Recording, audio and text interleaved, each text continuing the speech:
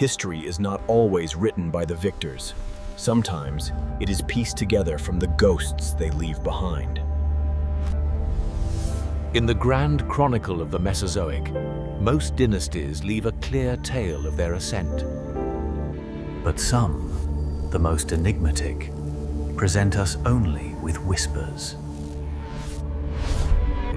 A scattered record that hints at a continental dominance built on a phantom foundation. This is the great puzzle of the Abelisauridae. Now, let us open the Chronicle and chart the rise and fall of this great dinosaur dynasty.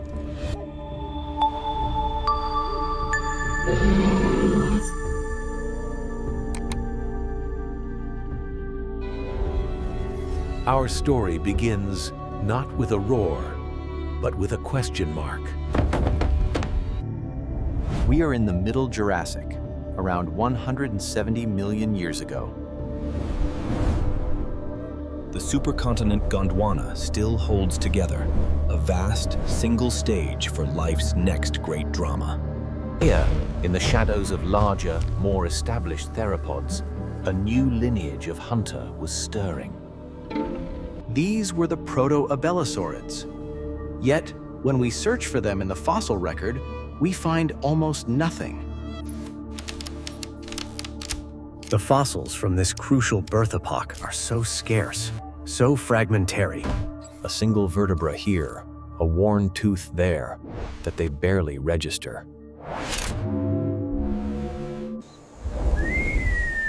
Who were these founding ancestors? What did they look like? How did they hunt?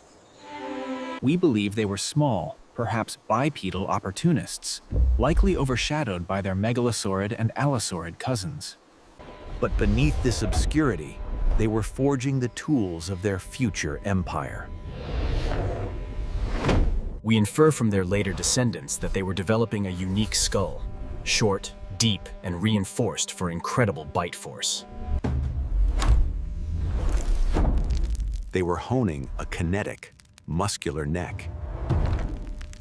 And, most bizarrely, beginning the evolutionary journey that would reduce their forelimbs to mere vestiges.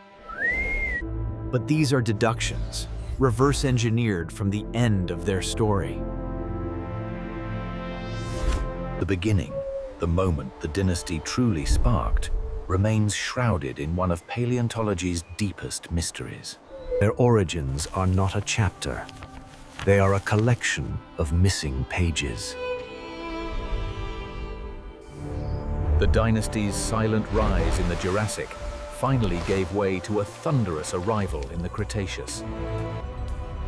But the world they were destined to rule was tearing itself apart. The great southern landmass, Gondwana, was in the slow, inexorable process of fracturing. South America, Africa, India, and Antarctica were drifting apart. This vast continental sundering is the central fact of the Abelisaurid Chronicle. It is the event that forged their golden age, and the reason their legacy is a magnificent. They did not build a single, unified empire. They founded an imperial dynasty of island continent kings. This geographical isolation drove their diversification. On each new continent, the Abelisaurid blueprint was refined, producing a spectacular but distinct gallery of apex predators. It is here, in the Late Cretaceous, that the dynasty reveals its perfected form. When we unearth these fossils, we are looking at the tools that defined their reign. The skull became their primary weapon, evolving into a short, deep, and robust instrument of incredible power. Its surface was often rugose, covered in rough, bony textures. And in some, like the astonishing Carnotaurus of Argentina, it erupted into a pair of sharp, demonic horns. The function of these horns remains a subject of intense debate. Perhaps they were purely for display, a signal of fitness, or perhaps they were used in shoving matches for dominance. But to fuel this cranial specialization, a sacrifice was made. The Abelisaurid forelimbs became legendarily tiny, shrinking over millennia until they were absurd vestiges, entirely useless for grasping. This was not a flaw. It was a profound evolutionary trade-off. All of the body's resources were channeled into creating a battering ram head and a brutally muscular neck. They were, in essence, land sharks, bipedal battering rams whose first and only point of contact was the kill bite. And the snapshots of this dominance are stunning, yet hauntingly disconnected. In South America, the dynasty produced Carnotaurus, a horned predator built for speed on open plains. In India, then an island adrift in the Tethys Ocean, Rajasaurus arose as the king lizard, another massive hunter crowned with a unique nasal horn. In Madagascar, we find Majungasaurus, a stocky, heavy-hitting ambush predator. The fossils of Majungasaurus are so complete they offer a rare, grisly window into the dynasty's behavior.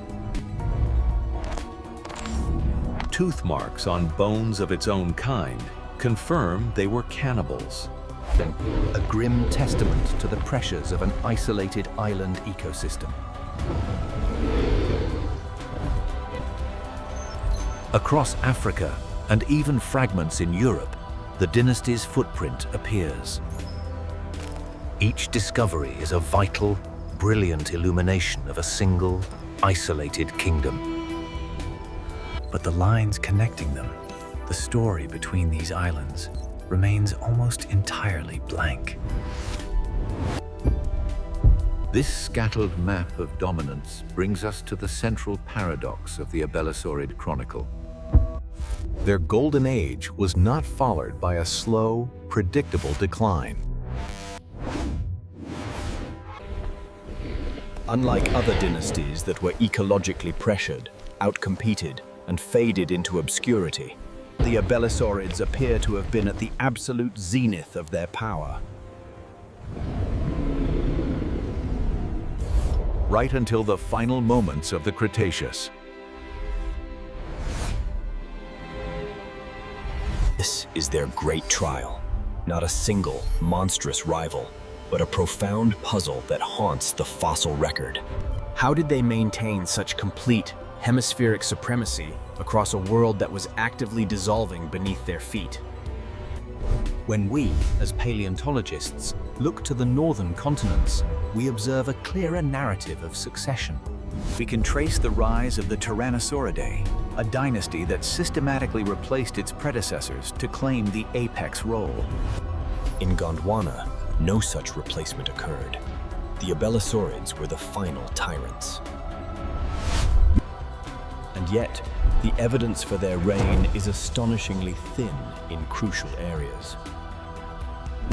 Africa, a continent that should have been a heartland for their dynasty, has yielded frustratingly little from the terminal Cretaceous. We have tantalizing fragments, like the enigmatic Chenanisaurus from Morocco. A ghost found in the last million years of the dinosaur age. But the story of the dynasty's rule over this vast landmass is almost entirely blank. Did this fragmentation weaken them? Or did it, paradoxically, make them more resilient? By isolating them on island continents, the continental breakup may have saved them from the kind of intercontinental competition that reshuffled the predatory hierarchy in the north. Each landmass became a distinct fortress. But this presents us with a baffling lack of data. We see the results, the specialized, dominant predators, but not the process. We have no clear, continuous record of how they adapted to the specific, changing climates of each separating continent. They faced immense environmental trials. In India, a sea of lava poisoning the air. yet the dynasty endured. They held their thrones, adapting in isolation, right up to the final page. Their great trial was not a losing battle against a superior foe. It was a race against geology and time, a race they were, bafflingly, winning. There was no slow, fading twilight for the Abelisauridae. Other dynasties might wane, their empires crumbling as new, more sophisticated rivals rise to replace them. But the Abelisaurids faced no such rival. They held their disparate thrones, from the plains of Argentina to the forests of Madagascar, right until the very end. Their reign was not concluded. It was violently terminated. The executioner arrived from the heavens. 66 million years ago, a rock 6 miles wide struck the planet. And the world they had mastered was consumed by fire, and then by darkness. The dynasty of Gondwanan kings, which had thrived in isolation and successfully navigated 100 million years of continental drift, was annihilated in a geological instant. The last of their line, the final Chronicle in Africa. This sudden, brutal end is the final key to their mystery. Theirs is not a story of decline. It is a story of abrupt cancellation. This is why their fossil record is a collection of tantalizing, disconnected snapshots of dominance. We are left with the scattered ruins of their many kingdoms, an inheritance of profound questions. The Abelisaurid legacy is, therefore, the puzzle itself, a permanent challenge to history. Reminding us that even the greatest empires can be erased. Leaving behind only the faintest whispers of their true, global power. And so, the Chronicle of the Abelisauridae comes to a close. Their fragmented story, pieced together from a fractured supercontinent, reminds us that no reign, however absolute, is eternal.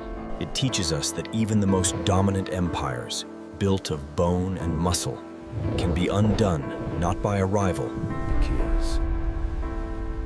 But by a blind and sudden force from the cosmos.